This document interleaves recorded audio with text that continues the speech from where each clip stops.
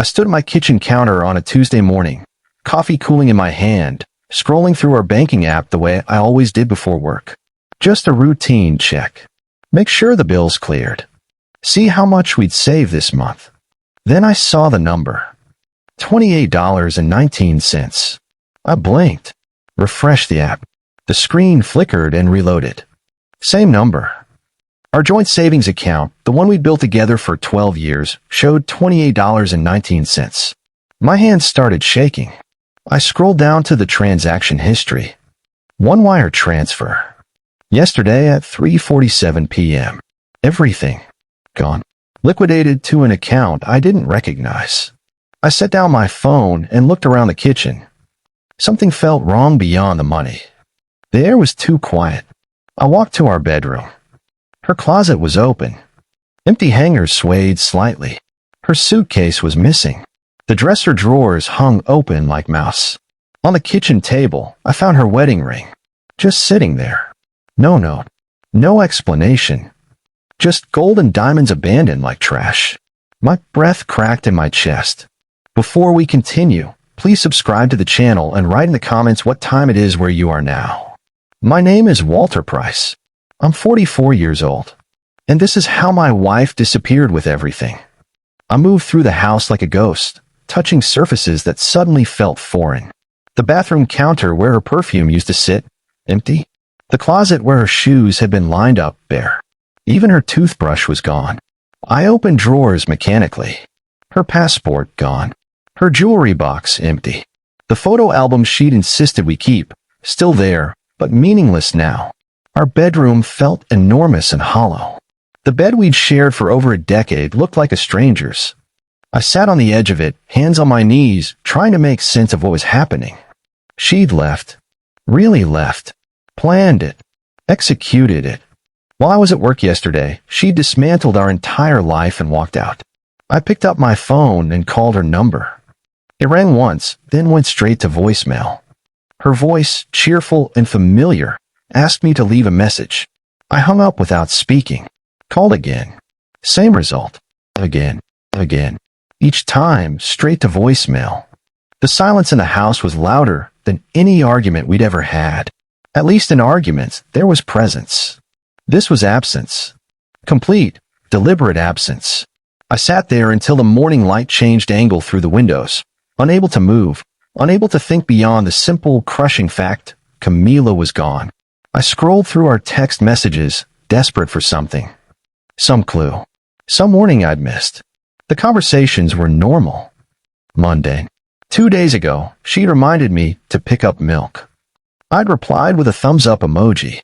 Yesterday morning, she texted, "Love you, have a good day at work." I'd sent back a heart. Then I found it. A message from 3 days ago, "We'll talk this weekend." I stared at those words. "We'll talk this weekend." Like we had time. Like there was a conversation coming. It was gentle. Even. The lie hurt more because of how soft it was. A notification popped up on my screen. An email confirmation forwarded to our shared account. Flight booking confirmed. Miami.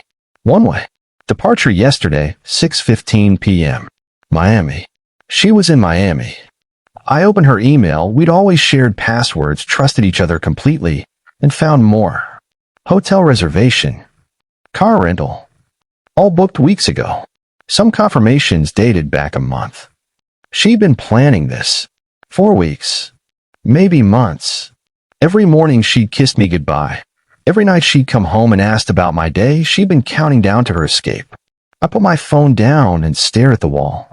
The betrayal wasn't just that she left. It was that she'd been leaving slowly, invisibly, for so long. I went to work because I didn't know what else to do. My logistics coordinator job at the regional supply company was routine, methodical. Maybe routine would help. It didn't. I sat at my desk staring at spreadsheets that wouldn't focus. Numbers blurred together.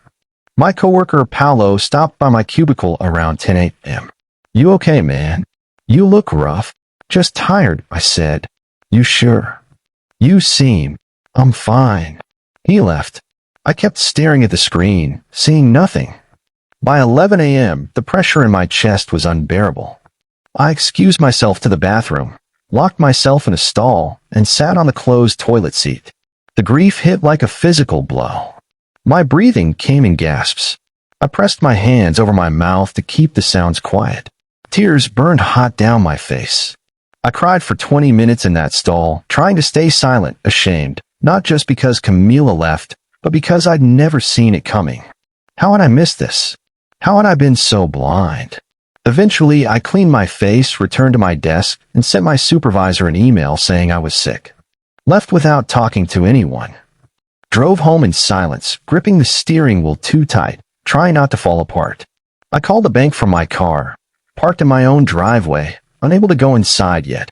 The customer service representative was polite and unhelpful. "Yeah, sir, I can see the transaction. A wire transfer was initiated yesterday afternoon from your joint savings account." "By who?" "The account shows 2 authorized users. The transfer was initiated by Camila Price." "Can you reverse it?" "No, sir. She was legally authorized. Both account holders have equal access.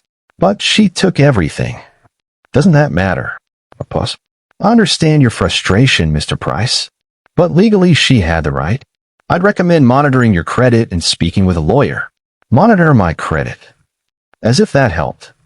As if that changed anything. The representative suggested I close the joint account and open a new individual one. Offered to help me right now over the phone. I did it mechanically, answering security questions, confirming my address. When I hung up, I sat in my car staring at my house. The same house we'd bought together. The same driveway where we'd stood 5 years ago, laughing about how we'd finally made it. Everything looked the same, but nothing was. I realized no one was coming to fix this. Not the bank. Not the police. Not anyone. I was alone with this. I spent that night going through old photos on my laptop, torturing myself, maybe, or trying to understand. I found a folder from 13 years ago, the night we met, a friend's backyard barbecue. I was 31, working my way up in logistics, content with a quiet, stable life. Then Camila walked in. She was fire. That's the only way to describe her. Bright, impulsive, laughing too loud, moving too fast. She made the whole room feel bigger just by being in it. We talked for 3 hours straight that night. She told me about growing up in Tampa, about dropping out of fashion school to travel Europe, about how she wanted a life that felt electric. I told her about my methodical career path, my woodworking hobby, my plan to save for retirement. She laughed. "You're so grounded." I like that. I need that. 6 months later, we were married. Fast, impulsive. Her idea. I've been hesitant, thought we should wait, plan more carefully. But she looked at me with those bright eyes and said, "Why wait for something you know is right?" So I didn't wait. Looking at those old photos now, I saw something I'd missed back then. She wasn't looking at me in most of them. She was looking at the camera, at her own reflection in windows, at her phone. She'd never been looking at me. The complaints started about 3 years into our marriage. Small at first, easy to dismiss as normal relationship friction. "Why don't you want more?" she'd asked one night after dinner. "Like a bigger house, a nicer car, something that shows we're successful." "We are successful," I'd said. "We're saving money, building security." "Security's boring, Walter. Life should feel exciting." I tried to compromise. Took her on a vacation to California. Bought her jewelry for our anniversary. But it was never quite enough. The requests got bigger. The disappointment deeper. She'd started questioning my job. "Don't you want to climb higher? Be a manager or something?" "I like what I do." "You like being invisible." The wood shop in the garage became another point of tension. I'd spend weekends out there, building tables and cabinets, finding peace in the work. She'd come out, lean against the doorframe, and say, "You're a little distraction again." Not hobby. Distraction. Like I was avoiding something. "It relaxes me," I'd said. "It's a waste of space. We could rent this garage out as storage. Make actual money." I should have heard it then. The contempt. The way she'd stopped seeing me as a partner and started seeing me as an obstacle to whatever life she'd imagined she deserved. But I thought compromise was love. Keep the peace. Make her happy. Camila thought love was admiration, and I'd stopped impressing her. Sitting at my kitchen table that first week after she left, I started noticing things I'd ignored. Small withdrawals from our checking account. Nothing huge, $100 here, $200 there. Easy to miss when you trust someone. I pulled up our bank statements from the past 6 months. Found patterns. Friday nights, consistent withdrawals. Girls' night, she'd always said. I never questioned it.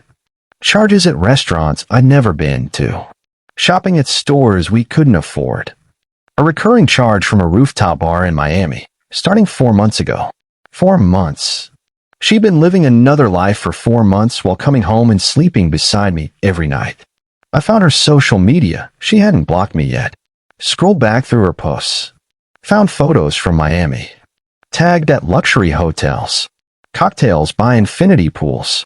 Always the same group of people I didn't recognize. One photo from 3 months ago showed her at a beach club, wearing a dress I'd never seen.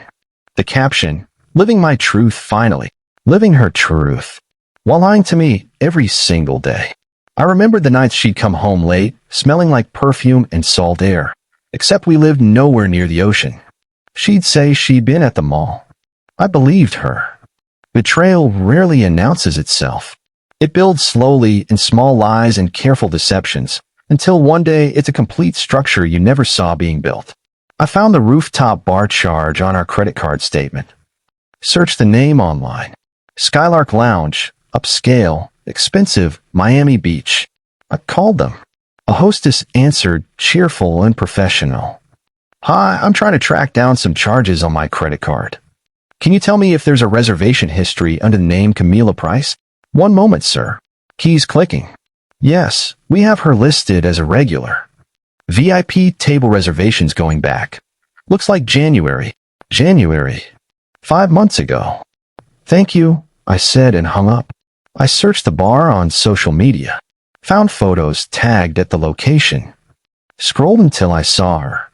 There she was, Camila, my wife, sitting at a booth with a group of people in designer clothes and too much jewelry. But one person stood out. A man sitting close to her. Too close. His arm around her shoulders. I clicked on his profile. Derek Navarro. Self-described entrepreneur. His feed was all luxury cars he didn't own, yachts he'd rented for photos, motivational quotes about success and ambition. I scrolled through his photos. Found more of Camila. Dozens of them. Dating back months. At restaurants, beach clubs, parties. Living a completely different life. My heart didn't break. It went numb. Cold. Like someone had injected ice into my veins. This wasn't just leaving. This was replacement. She hadn't vanished, she'd upgraded. Or thought she had. I made an appointment with a lawyer the next morning. Brought a folder stuffed with printed bank statements, screenshots, credit card charges, flight confirmations. Everything organized by date. The lawyer's name was Ms. Kowalski. She was in her 50s, sharp-eyed, no nonsense. She flipped through my documentation for 10 minutes without speaking. Finally, she looked up. Mr. Price, this is one of the most thorough abandonment cases I've seen. You've documented everything perfectly. I work in logistics. Organization is what I do. She smiled slightly. Well, it's going to help you here. Marital abandonment, asset liquidation without notice, evidence of ongoing infidelity. This is a strong case. What happens now? We file for divorce on grounds of abandonment. Given the evidence, you'll likely be awarded a significant portion of any marital assets that still exist. If she spent everything, we can pursue reimbursement. She probably spent it. Ms. Kowalski nodded. Then we make sure she understands there are consequences. You were methodical in building your case. Now we're methodical in presenting it. I signed a retainer agreement.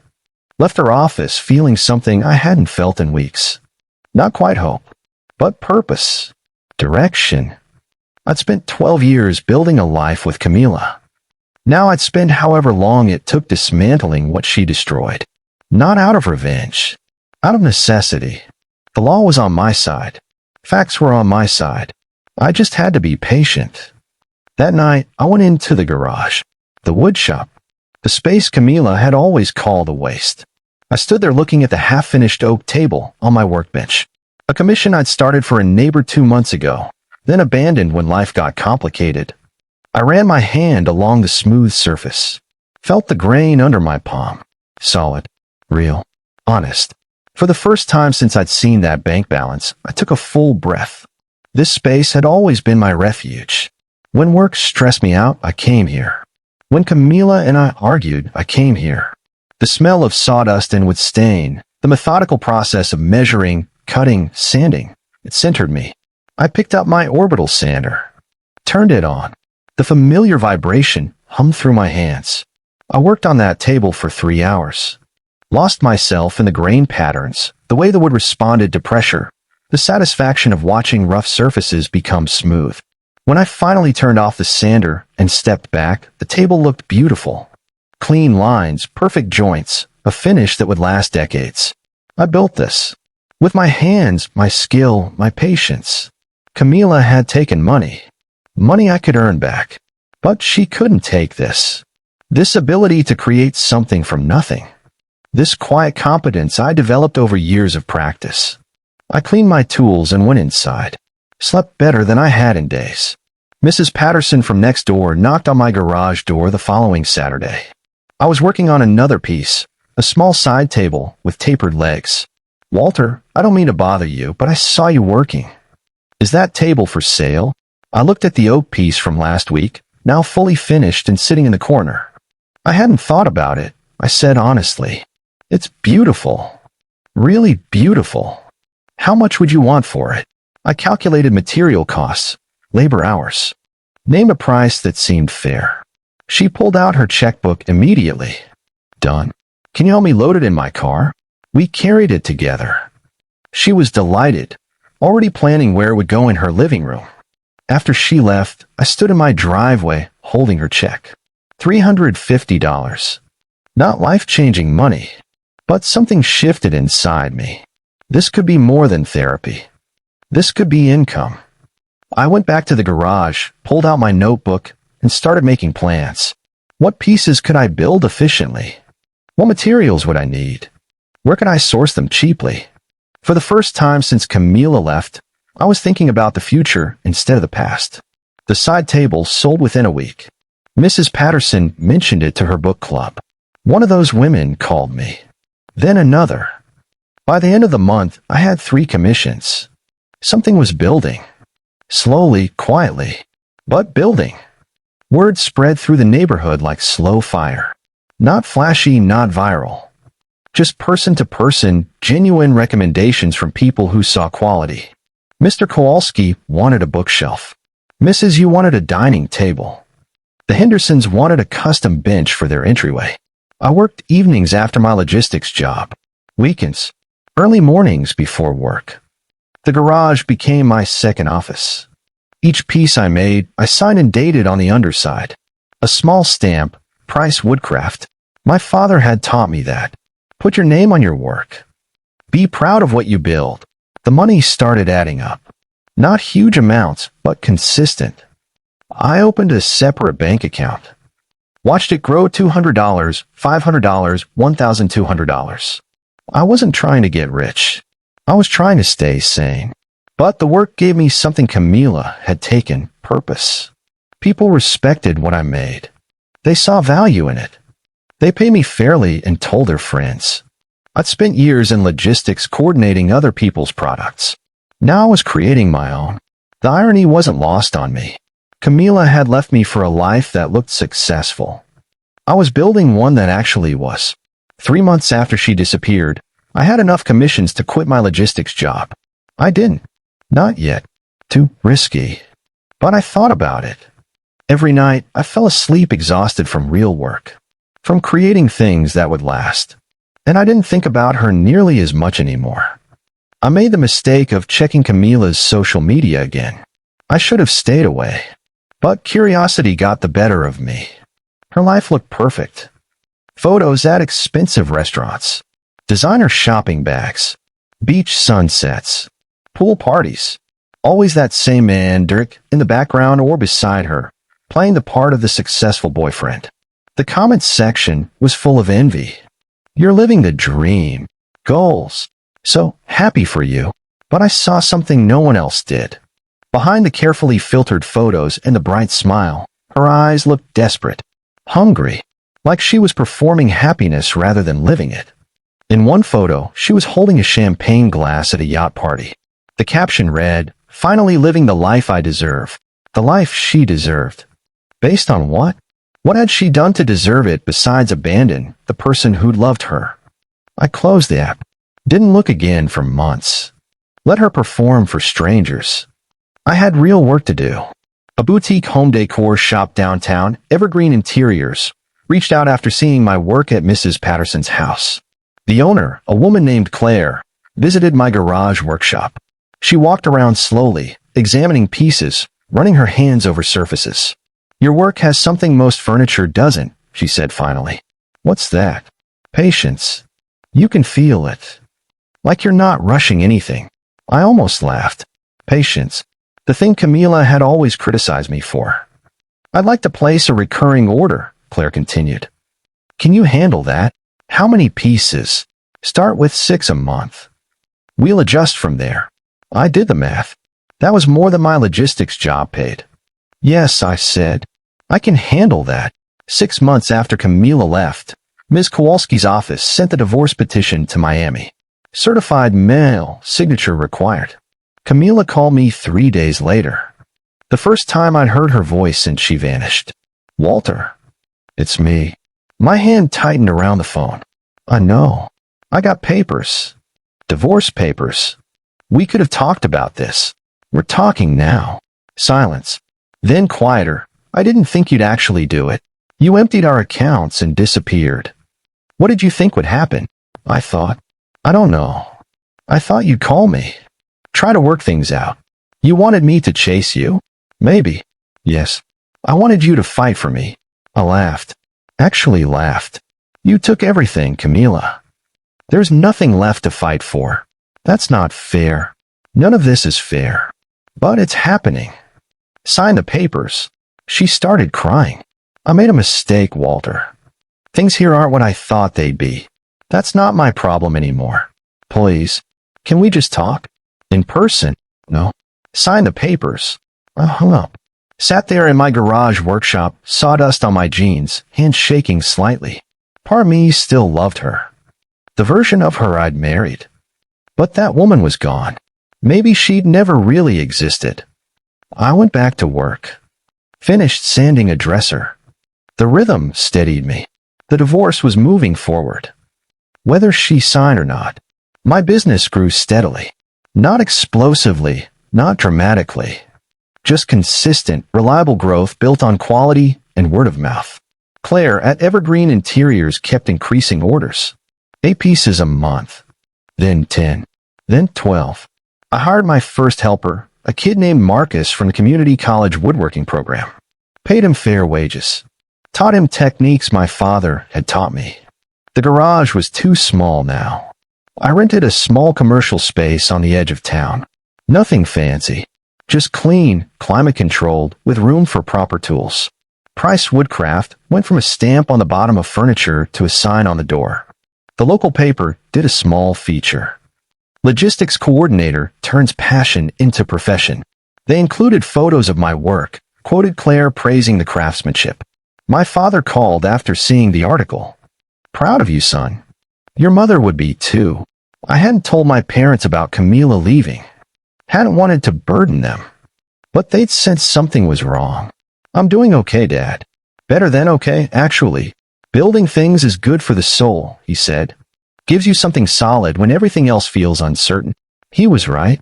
A month later, I won a regional craftsmanship award. Small competition, local artisans, but legitimate. The judges praised work that feels timeless and considered. The award came with a small cash prize and more publicity. Orders increased. I kept working, kept building, one piece at a time. According to mutual acquaintances who still followed Camila online, people who'd update me whether I wanted them to or not, her life in Miami was starting to crack. Derek, the flashy entrepreneur boyfriend, wasn't what he'd appeared to be. The luxury cars were leased. The penthouse was an Airbnb he rotated through. The business ventures were vague network marketing schemes. Camila had left me for an illusion. I heard she'd started selling her designer clothes online. The expensive dresses and shoes she'd bought with our money, now being liquidated for rent. The yacht party photos stopped. The restaurant check-ins became less frequent. Her posts got more defensive. Real success doesn't need to be loud. Quality over quantity. Phrases that sounded like she was convincing herself. I didn't feel happy about her struggles. I felt nothing. She'd become a stranger whose life occasionally intersected with information I received but didn't seek out. My own life was too full to care. The commercial space was thriving. I'd hired 2 more people. We were producing commission pieces for clients 3 states away. A furniture designer from Atlanta reached out about collaboration. A lifestyle magazine wanted to feature my work in a Southern Craftsman spread. I was building something real, something that would last. Camila had built something made of pictures and borrowed money. We weren't even playing the same game anymore. The divorce was finalized in March. 14 months after Camila left, Ms. Kowalski called with the news. It's done. The judge awarded you full dissolution with asset division in your favor. She gets nothing. Nothing. She abandoned the marriage, liquidated joint assets without notice, and provided no contribution to marital stability after departure. The judge was not sympathetic. I sat in my workshop office, looking at the papers Ms. Kowalski had sent over. Divorce decree. Final. Absolute. I didn't celebrate. Just felt relief. Like closing a book I'd been forced to read. That night, I went to my favorite diner. Ordered a burger and fries. Sat alone in a booth, people watching through the window. A couple walked by outside, holding hands, laughing. Young, maybe mid-20s, full of hope about their future together. I hoped they'd make it. Hoped they'd be kinder to each other than Camila and I had been. When I got home, I put the divorce decree in a file cabinet. Locked it. Walked away. The next morning, I woke up and went to work. Built a cherry wood side table with dovetail joints. Perfect, precise, satisfying. Life moved forward. With or without closure, it moved forward. And I moved with it. Camila came back to town in late spring. I heard about it before I saw her. Mrs. Patterson mentioned it casually. I saw your ex-wife at the coffee shop downtown. She looked different. Tired, maybe. I didn't respond. Kept sanding the table in front of me. 2 days later, she showed up at my workshop. I was in the back, finishing a custom bookshelf when Marcus called out, "Walter, someone here to see you." I walked to the front, and there she was. Camila. Thinner. Hair different. Wearing clothes I recognized from before. Old clothes, not the designer pieces from Miami. "Hi," she said quietly. "What do you want?" I wanted to talk. To apologize. "Can we go somewhere? We can talk here." She looked around the workshop, taking in the equipment, the half-finished pieces, the professional setup. "You really did this. Built a whole business." "Yes. I'm proud of you." I laughed. Short, sharp. "You don't get to be proud of me. You left." Her face crumbled. "I know. I made a mistake, Walter. A huge mistake. Things in Miami didn't work out. Derek wasn't who I thought he was. I was stupid and impulsive, and I threw away everything good. And now you're here because I need help. I'm trying to start over. Get back on my feet. I applied for an apartment here back home, but I got denied. The rent's too high and my credit's destroyed." She stepped closer, reached for my arm like she used to. "I was hoping maybe we could." I stepped back. "No. Walter, please. I'm not asking to get back together. Just help. Just a place to stay until I figure things out." "No." Her eyes filled with tears. "I have nowhere to go. That's not my responsibility anymore." She stood there crying, looking at me like I was supposed to fix this. Like I was supposed to save her from consequences she'd created. "I need to get back to work," I said. She left without another word. A week later, my business partner, a silent investor who'd helped me expand, called with interesting news. "Walter, you know that apartment complex on Riverside we purchased last year? One of the applications got flagged." "Why?" "Insufficient income and poor credit." But the name caught my attention. Camila Price. That's your ex-wife, right? My blood went cold. Yes. Small world. Anyway, we denied the application. Just wanted to give you a heads up in case she reaches out. I sat there processing this. The luxury apartment building on Riverside, the one with floor-to-ceiling windows and rooftop terraces. I'd invested in it 6 months ago as part of my expanding business portfolio. Camila had tried to rent an apartment in a building I partially owned. She didn't know. Had no idea. Thanks for letting me know, I said. That evening, Camila called. Her voice was thick with frustration and tears. The apartment I applied for denied me. I don't understand. I had references. I explained my situation. They won't tell me why. Maybe your credit. It's not that bad. I asked to speak to the owner to explain directly. They said the owner reviews all denials personally. She paused. Walter, do you know anyone in real estate? Someone who could help me appeal this? No, I lied. I'm desperate. I need a place to live. There are other apartments, not like this one. I need something nice, somewhere I can feel like myself again. I almost laughed. She needed somewhere she could perform being successful again. Even now, even broke and desperate, image mattered more than reality. Good luck, Camila. I hung up. She figured it out 3 days later. The building manager called me. Mr. Price, we have a situation. Camila Price showed up demanding to speak with ownership. She's in the lobby refusing to leave until she talks to someone. I'll be there in 20 minutes. I drove to Riverside, parked in the owner's designated spot, and walked into the lobby. Camila stood by the reception desk, arms crossed, looking defiant and exhausted. When she saw me, her face went through several expressions. Confusion, recognition, disbelief. Walter, what are you doing here? I own this building. Partially.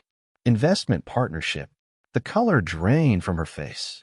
You own this, along with 2 partners, yes, and you denied my application. The management company denied your application based on standard criteria. I just reviewed and agreed with their assessment.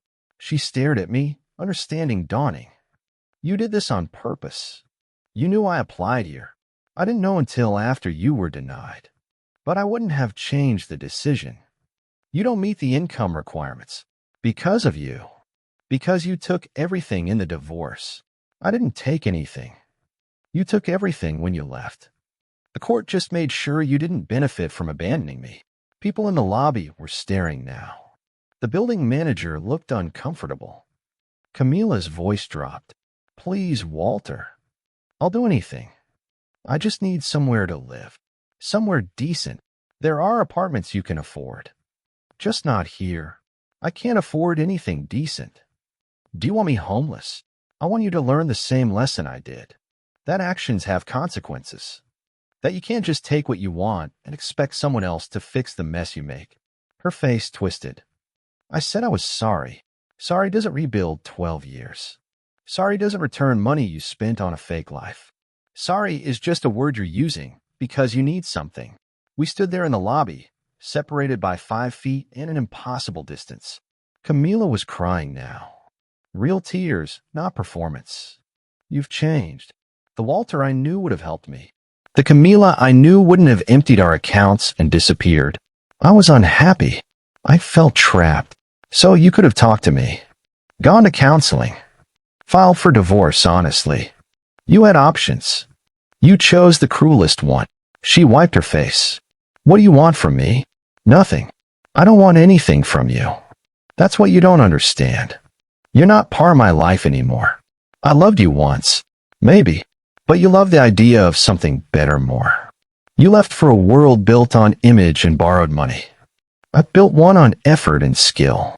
We live in different places now, Camila. And there's no going back. She looked at me one more time. I really am sorry. For what it's worth. It's worth something, I said honestly. But not enough. She left. Walked out of the lobby into the afternoon sun. I watched her go, feeling nothing but tired. The building manager approached carefully. That must have been difficult. It was necessary. I went back to work. Had a console table to finish. Clients waiting. Real things to build. Camila became a memory. Not a painful one anymore. Just a chapter that had ended. The divorce papers were filed away. The business kept growing. I moved into a larger workshop space with better equipment and more employees. Price Woodcraft became known regionally, then statewide. We started shipping furniture to clients in 5 states. A furniture design magazine did a feature. The Patient Craftsman, how Walter Price built an empire from ashes. They asked about my inspiration. I told them the truth. I needed something to focus on during a difficult time. Woodworking gave me purpose. Turned out, other people valued what I was creating too. They asked if I had advice for others going through hardship. Build something. Doesn't have to be furniture. Just something tangible. Something you can look at and say, I made that. It helps. The article brought more clients. More opportunities.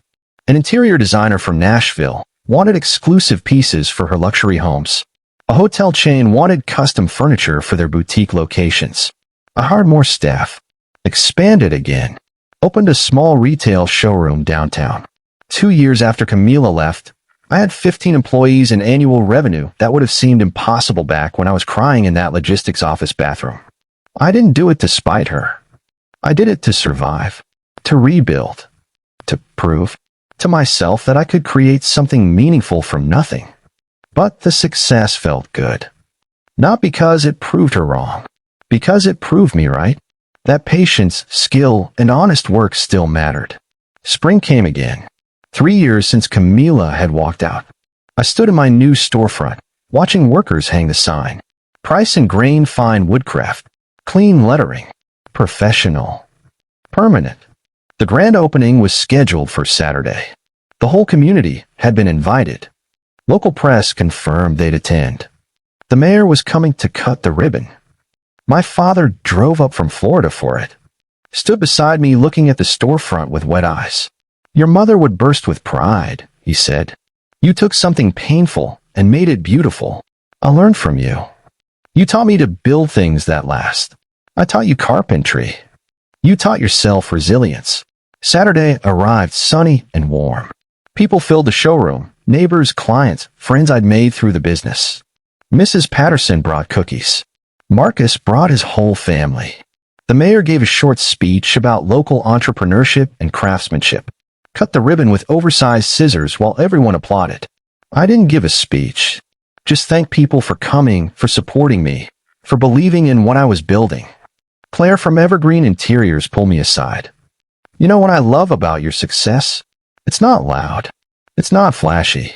It's just solid. Real. That's all I know how to do. The day was perfect.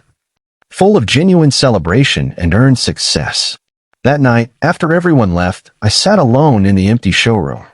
Ran my hand along a display table I built myself. The wood was smooth, the joints tight, the finish flawless. 3 years ago, I'd been broken. Lost. Betrayed by someone I'd trusted completely. Now I owned a thriving business. Had employees who depended on me. Had clients who valued my work. Had a life built on honest effort. I didn't need to destroy Camila. Life had done that for both of us. Destroyed who we'd been, forced us to rebuild. I just rebuilt better. I saw Camila one last time, 6 months after the grand opening. I was having coffee at the downtown cafe, reading through a contract proposal, when she walked in. She didn't see me at first. I watched her order, just black coffee, nothing else. She looked better than the last time. Healthier. Her clothes were simple but clean. She spotted me when she turned from the counter. Froze for a second, then walked over.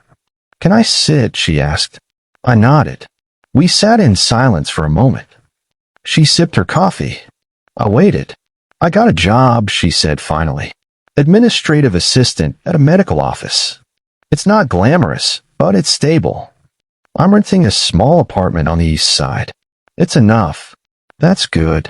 I'm in therapy. Working through things. Learning about myself. She smiled weakly. Turns out I had some issues with self-worth. Needed external validation constantly. Made terrible decisions because of it. We all have issues. I know you probably don't care, but I wanted you to know I'm doing the work. Becoming better. I'm sorry for what I did. Really sorry. Not because I need something. Just because it's true. I looked at her. Saw someone trying. Not the woman I'd married. Not the woman who destroyed me. Just a person learning hard lessons late. I appreciate that, I said. Truly. Your business is amazing. I see your furniture everywhere. You really built something incredible. I built something real. She nodded. I chased something fake. Took me a long time to see that. We finished our coffee. She stood to leave, hesitated. I hope you're happy, Walter. You deserve to be. I'm working on it. Same as you. She left. I watched her walk down the street, disappear into the crowd. I didn't feel anger anymore. Didn't feel satisfaction at her struggles or my success. Just felt complete. Like a chapter had truly ended. I finished my coffee, reviewed my contract, and drove to the workshop. Had a custom dining set to build. 8 chairs, table with extensions. Cherry wood, oil finish. Client wanted it in 6 weeks. I put on my work apron, selected the lumber, measured twice. The saw hummed to life. Sawdust filled the air with that familiar grounding smell. This was my empire. Not built on image or stolen money or desperate performance. Built on skill, patience, and the steady accumulation of honest work. Camila had tried to find herself in luxury she couldn't afford. I found myself in the quiet rhythm of creation. In the end, I didn't need revenge. I just needed to become someone she couldn't follow. Someone grounded in reality instead of fantasy. Someone who built things that lasted. The saw cut through, wood with perfect precision. Another piece taking shape. Another step forward. I didn't get revenge. I got my life back and built something better than what I'd lost.